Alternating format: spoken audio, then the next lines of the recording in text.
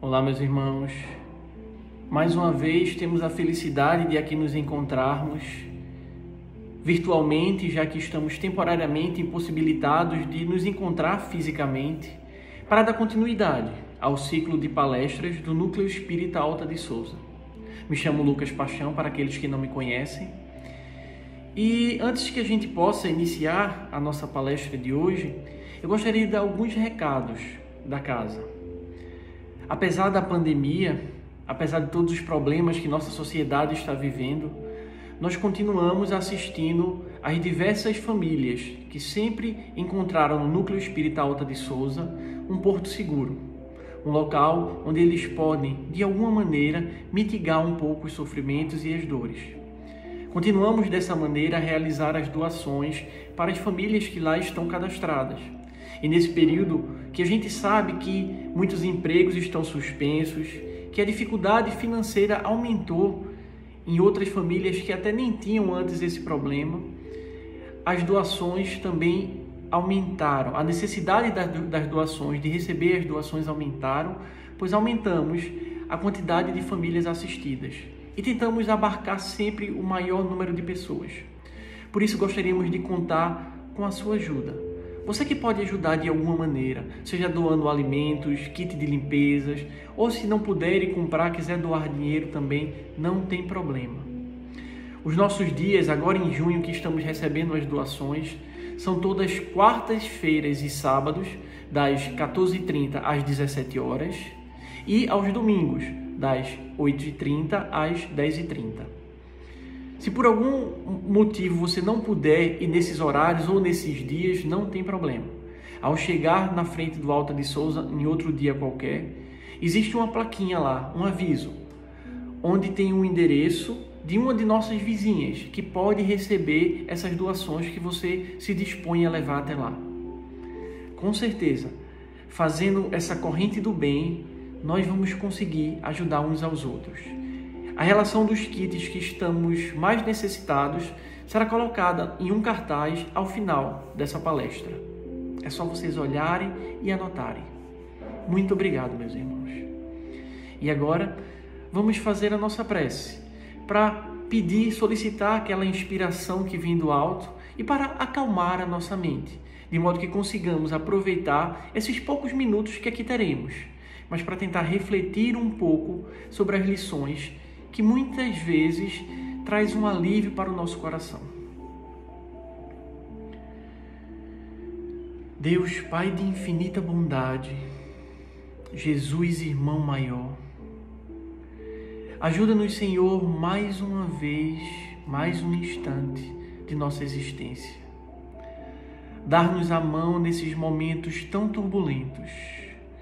Ajuda-nos a nos guiar e a nos portar nesses tempos complicados, sombrios. Que nós, que desejamos ser aqueles trabalhadores de última hora, saibamos pegar a enxada e saibamos ter a coragem de ir para o campo de serviço. Que as tuas bênçãos de paz e de luz possam envolver toda a humanidade, trazendo conforto, alívio e esperança, que é o que todos nós precisamos. Fica conosco, Mestre amado Jesus, que o teu amor possa nos envolver e cada vez mais nos encorajar e nos estimular para que prossigamos de cabeça erguida rumo à melhora moral. Muito obrigado, Senhor. 1º de fevereiro de 1974. A cidade de São Paulo fervia àquela hora da manhã.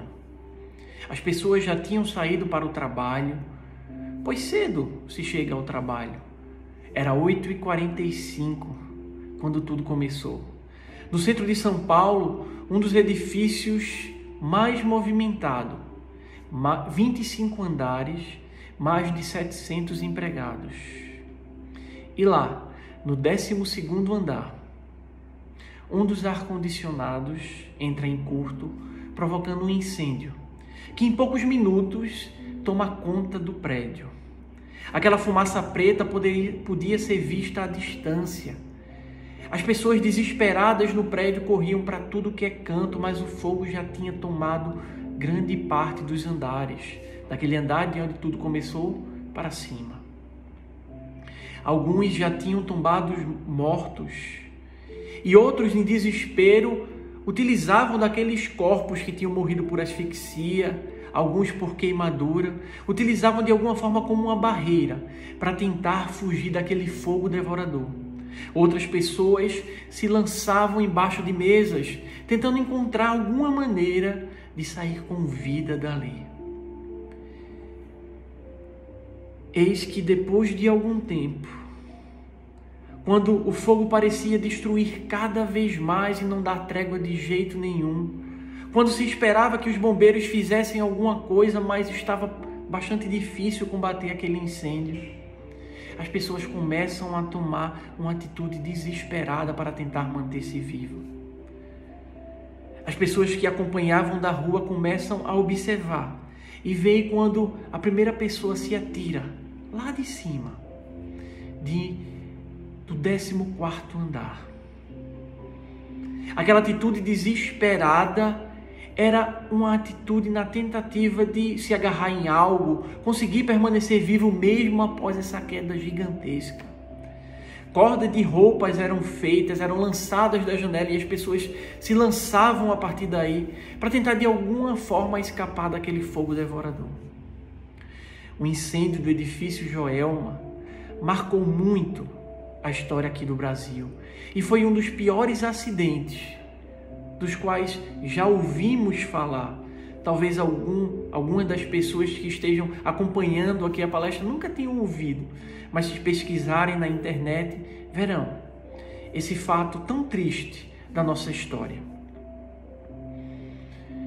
Quando vemos esse fato que aconteceu no edifício Joelma, das pessoas desesperadas na tentativa de manterem-se vivas, na tentativa de alguma forma conseguir salvar-se, nós lembramos de outras oportunidades, de outras experiências que muitas vezes nós mesmos vivenciamos. Quem aqui nunca se sentiu desesperado e se jogou embaixo de uma mesa ao ouvir um barulho que parecia de tiro? Quem aqui, quando viu ou presenciou algum assalto, procurou da maneira mais rápida possível, pensou, raciocinou como vou conseguir me manter vivo, como escapar disso, ou então agiu até mesmo maquinalmente? Parece que a gente tira uma força que não sabe de onde. Parece que a gente tira uma energia que não sabe de onde e sai disparada na carreira. De onde vem tudo isso e por que temos isso dentro da gente? O tema que nos foi proposto na noite de hoje, ele vai buscar justamente trazer uma luz sobre esse assunto. Sobre o porquê temos esse instinto de querermos permanecer vivo, mesmo que a gente não perceba. Por que tomamos essa atitude de, ao menor sinal de perigo, nós buscamos sair daquele perigo, sair daquela situação? O assunto de hoje é a lei de conservação, que se encontra na 3ª parte do Livro dos Espíritos, lá na parte das leis morais, juntamente com outras. Lei do progresso, lei do trabalho, lei do repouso, lei de igualdade, lei da reprodução e a lei de conservação. Kardec, na pergunta 702 do Livro dos Espíritos, questiona aos imortais se seria uma lei da natureza esse instinto de conservação. Ao que os Espíritos nos respondem que, sem dúvida, todos os seres vivos o possuem, qualquer seja o grau de sua inteligência. Em alguns, isso é puramente maquinal, em outros, é mais raciocinado.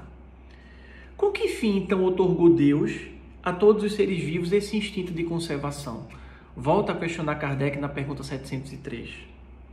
Porque todos têm que concorrer para o cumprimento dos desígnios da providência. Por isso foi que Deus lhes deu a necessidade de viver. Quando a gente começa a estudar sobre reencarnação, sobre espírito, logo lá no começo até do Livro dos Espíritos, nós vamos ver que um dos objetivos da encarnação é o nosso progresso intelectual, o nosso progresso moral, e juntamente com isso, Deus quer que a gente ajude também no crescimento do planeta, ou seja, no progresso do planeta. Então, para poder nós conseguirmos atingir esses objetivos, se faz necessário, logicamente, que nós estejamos vivos no corpo físico.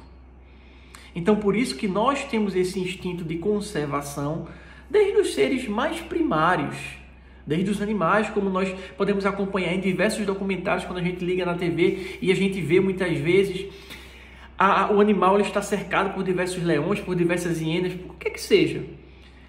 E a caça, mesmo assim, ela sai em disparada, ela procura todos os meios possíveis, ela luta até o último momento.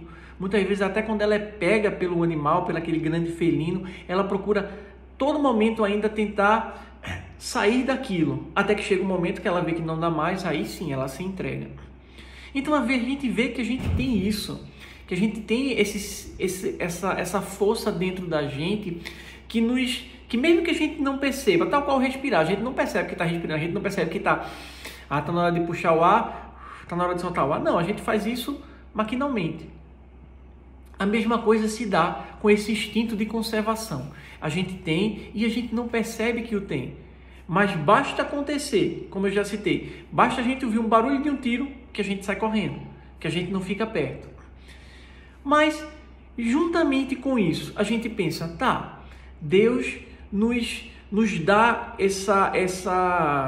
esse instinto para poder a gente reagir quando tem uma situação de perigo, para poder a gente reagir quando a gente percebe que o nosso corpo está com fome, para poder a gente reagir quando a gente percebe que o nosso corpo está com frio, a gente procurar se esquentar, e ao contrário também, quando a gente está com muito calor, a gente procurar se resfriar. Tudo isso para tentar buscar um equilíbrio para se manter vivo. Mas aí a gente se pergunta, e será que o planeta, será que a providência divina nos fornece os meios para isso? Porque uma coisa é a gente querer, outra coisa é a gente ter como fazer isso. Quando a gente, por exemplo, olha aquelas crianças, aquelas pessoas que vivem no continente africano, em algumas regiões lá, quanta pobreza, quanta falta de alimento, quanta falta de um saneamento básico. E nem precisa a gente ir para muito longe. Se a gente for em algumas regiões aqui mesmo do nosso país, nós vamos encontrar isso. E a gente pensa, poxa, como é que pode tanta desigualdade? Como pode tantos terem muito e outros terem tão pouco? Como pode Deus esperar que as pessoas consigam manter-se vivas se elas não têm nem de onde tirar? Se elas não têm nem como se alimentar, se elas não têm nem como ter o básico da saúde, sabe, primária. E é interessante, porque Kardec ele tratou sobre tudo isso. E a gente vai ver no Livro dos Espíritos, nesse mesmo capítulo, nas perguntas que ele segue fazendo aos imortais, que ele questiona sobre isso, que ele questiona sobre a questão do planeta fornecer todos os subsídios para isso, para que as pessoas continuem vivas.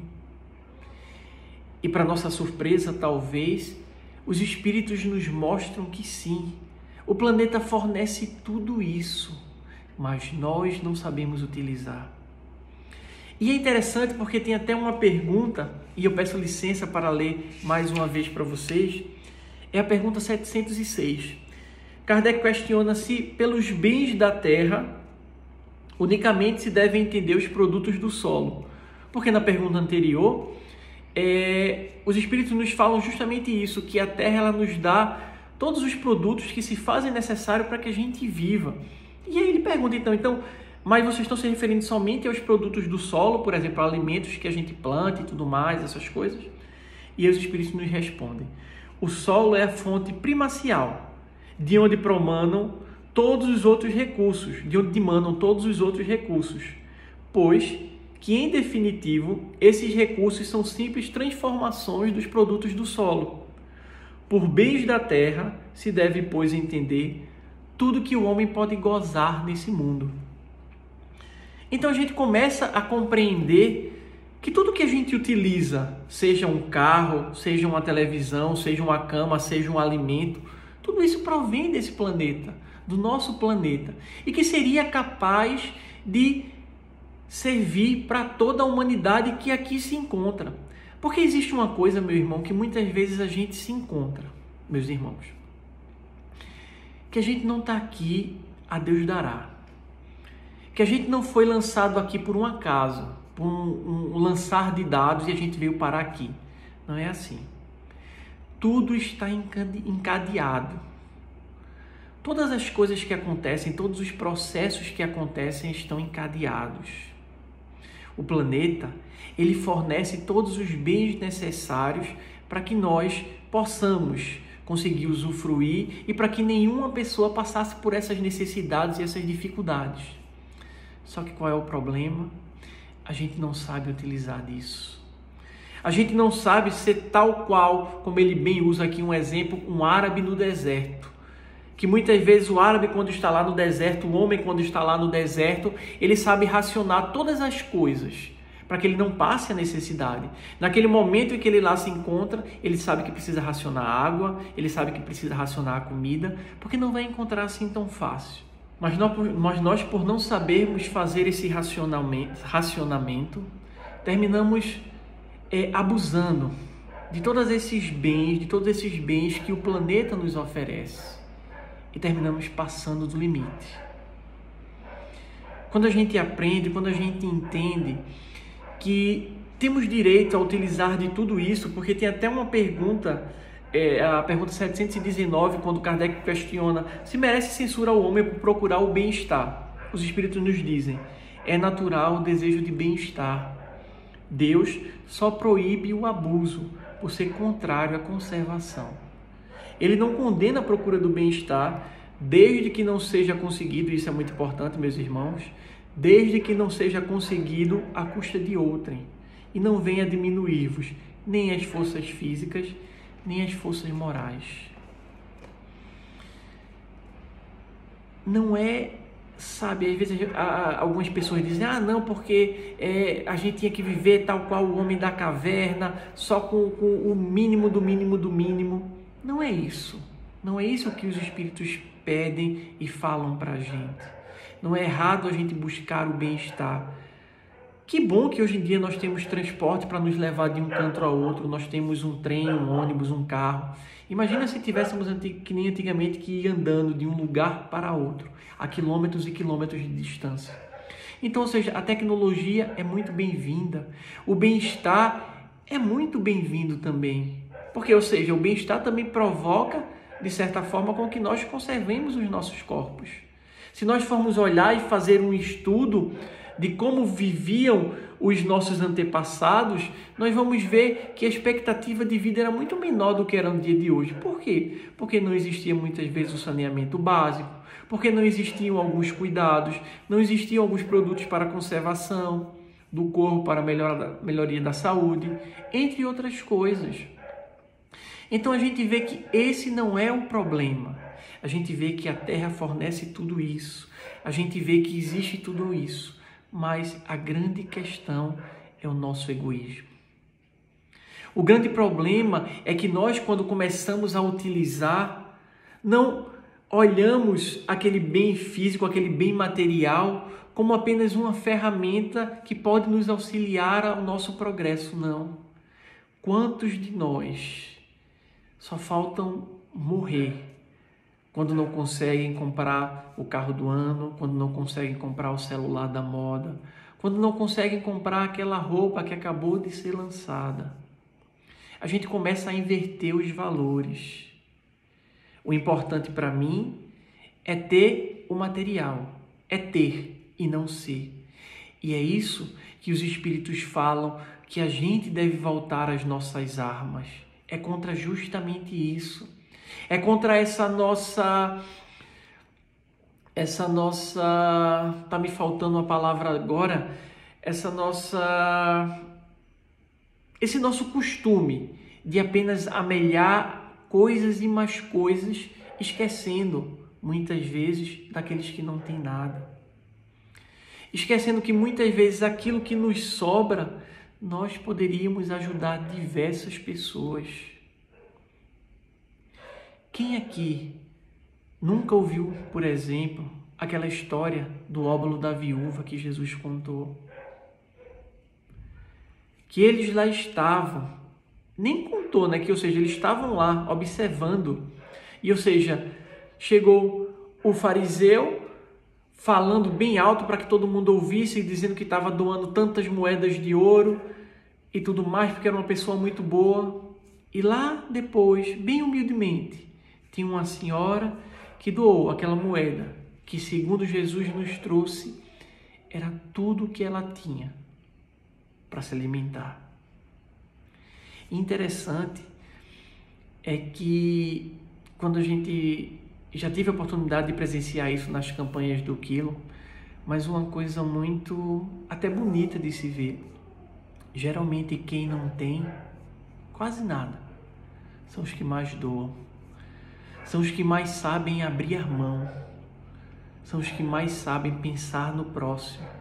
Acredito eu, porque passam por aquela necessidade. E aí, por estarem passando por aquilo, sabem que falta faz um alimento na despensa, que falta faz uma roupa para se esquentar, um cobertor, um colchão macio. Nós às vezes estamos tão embriagados com as coisas que temos que esquecemos, meus irmãos, de olhar aqueles que mais precisam. Essa pandemia está tendo um lado bom, que é esse lado de fazer com que nós olhemos mais para o próximo. Talvez justamente por isso, por todos nós nos vermos no mesmo barco, no sentido de que todos nós podemos pegar a doença a qualquer momento, todos nós podemos perder o nosso emprego a qualquer momento, todos nós podemos passar pelas dificuldades financeiras a qualquer momento. A gente começa mais a se importar com o outro, a gente começa mais a olhar o outro e ver que ele também é merecedor da nossa atenção. Que triste perceber como a gente está tendo a oportunidade de acompanhar nos noticiários quantos casos de racismo, por exemplo, nos Estados Unidos existem, aqui no Brasil também, e que faz com que pessoas maltratem outras pela cor da pele, pela condição social, pela opção sexual e diversos outros tipos. Quando nós deveríamos aprender a nos amar como irmãos. É interessante porque parece que esquecemos que Jesus, aquele que nós dizemos seguir, aquele que nós dizemos amar, em nenhum momento da existência dele, ele mandou que a gente condenasse alguém, que a gente matasse alguém, que a gente deixasse para trás aquele nosso irmão. Não. Ele ensinou que todos nós devemos nos dar as mãos porque somos iguais. E mais grave isso ainda se torna para todos nós que conhecemos a doutrina espírita, que sabemos que hoje estamos brancos, amanhã podemos estar negros, hoje somos homens, amanhã podemos estar mulher e vice-versa.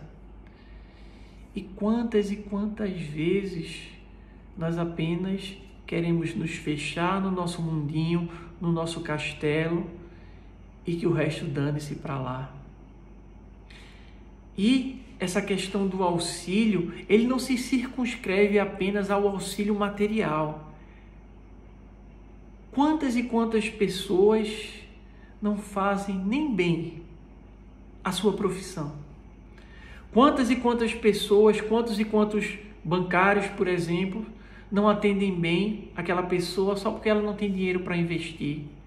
Quantos médicos não atendem bem só porque eles estão dando plantão lá no SUS e como não são clientes que têm dinheiro, não vale a pena a vida de nenhum deles?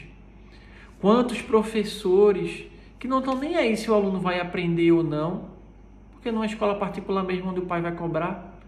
Quantos e quantos policiais que já chegam metendo a porrada, como se diz por aí, porque não é num bairro rico, é num lugar mais humilde.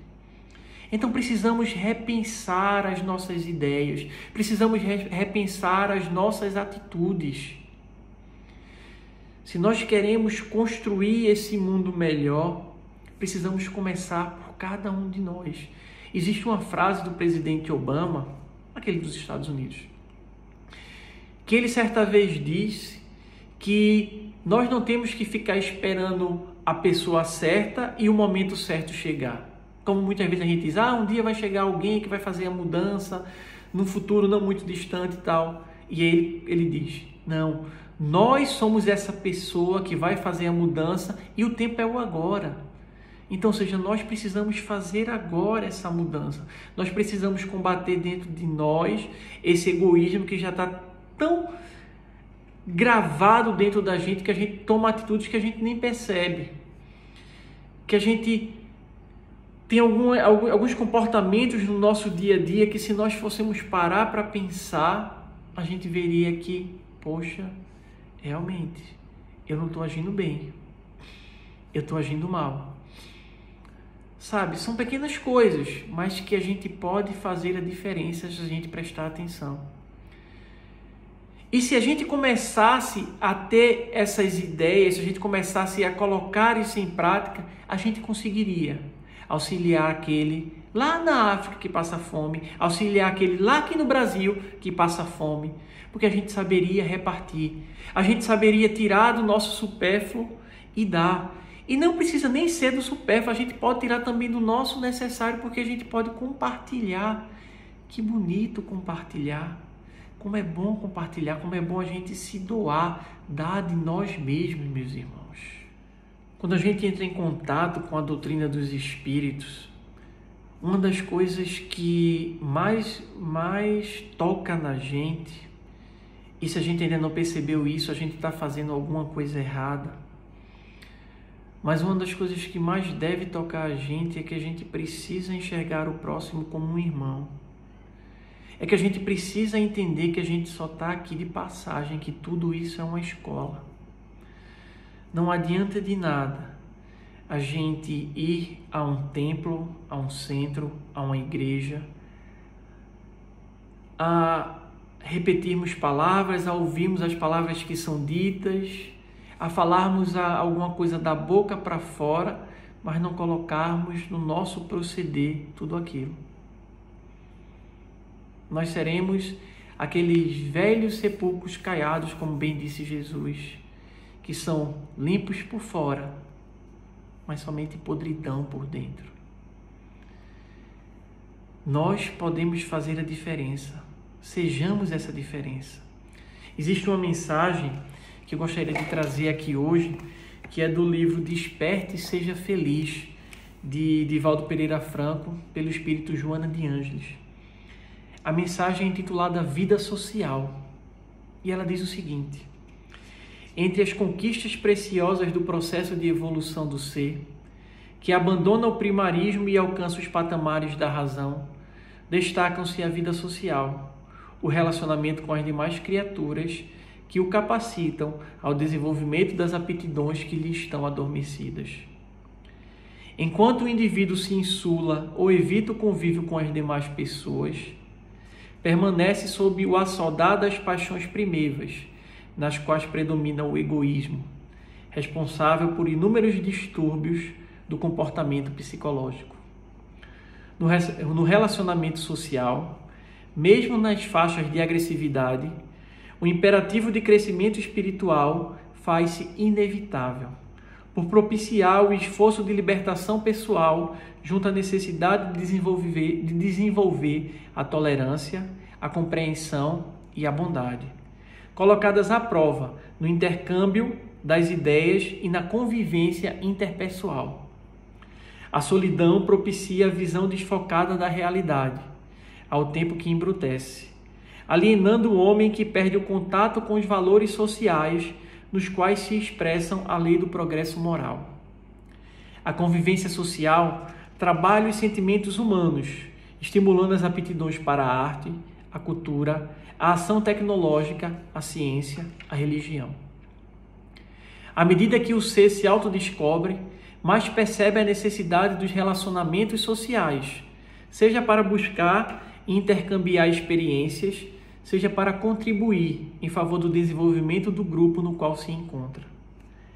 Mesmo entre os animais, o instinto gregário funciona, levando-os ao grupo. Graças a essa união, os mais fortes defendem, protegem os mais fracos, perpetuando as espécies. A união no conjunto social se converte em campo especial de educação, em razão da força que o mesmo exerce sobre o indivíduo, passando a criar-lhe hábitos, comportamentos e atitudes. Quando mais elevado, o ser se utiliza do meio social para nele imprimir as conquistas que o caracterizam, impulsionando os seus membros ao progresso e à planificação.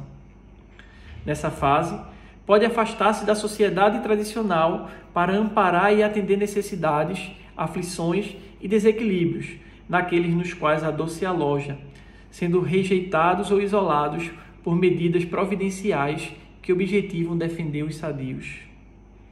Entre esses, incluem-se os doentes das enfermidades degenerativas, físicas e mentais, os presidiários, os que se demoram nos patamares do primitivismo cultural e moral. Jesus, na sua condição de espírito excelso, jamais se insulou evitando a vida social. Conforme a circunstância e a ocasião, manteve o relacionamento social com aqueles que se lhe acercaram ou a quem buscava, desvelando a grandiosa missão do ser inteligente na terra, emulando ao estado de pureza, de elevação e demonstrando a brevidade do corpo físico, a transitoriedade do mundo orgânico diante da vida espiritual, perene, de onde se vem e para a qual se retorna.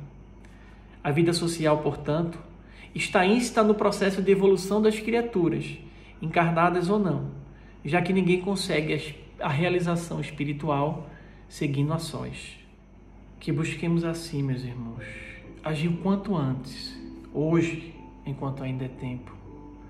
Que possamos buscar no nosso próximo, não apenas os próximos mais próximos, através dos laços consanguíneos, não, mas toda a nossa humanidade, toda a humanidade terrestre, porque somos uma só família.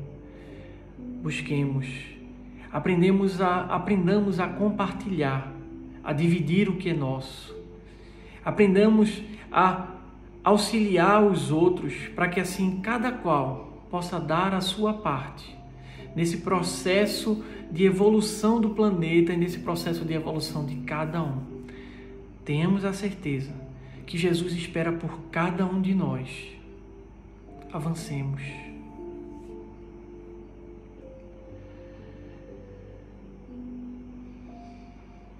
Amigos espirituais, Deus, Pai amado, só temos a agradecer por todas as bênçãos que acontecem na nossa vida. Ajuda-nos, Senhor, a aprender a enxergar até mesmo as dificuldades como as provas necessárias a nos tornar pessoas melhores. Que possamos nós ser os alunos dedicados, os trabalhadores conscientes, que vão saber aproveitar da experiência por mais aflitiva que ela pareça no momento, mas que possamos aprender a tirar o melhor.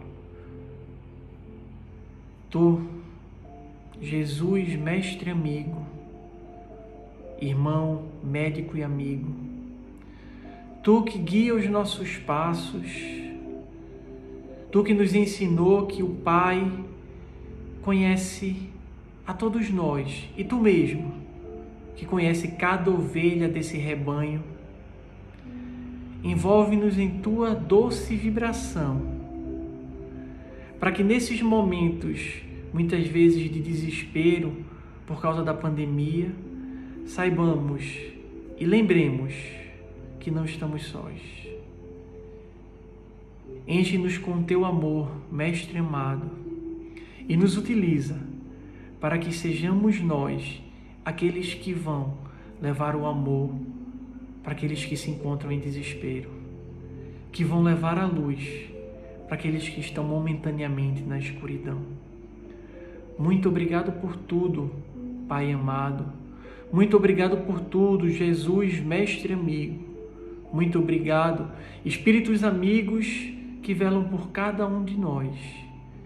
E que a doce e serena paz do Mestre continue conosco hoje e sempre.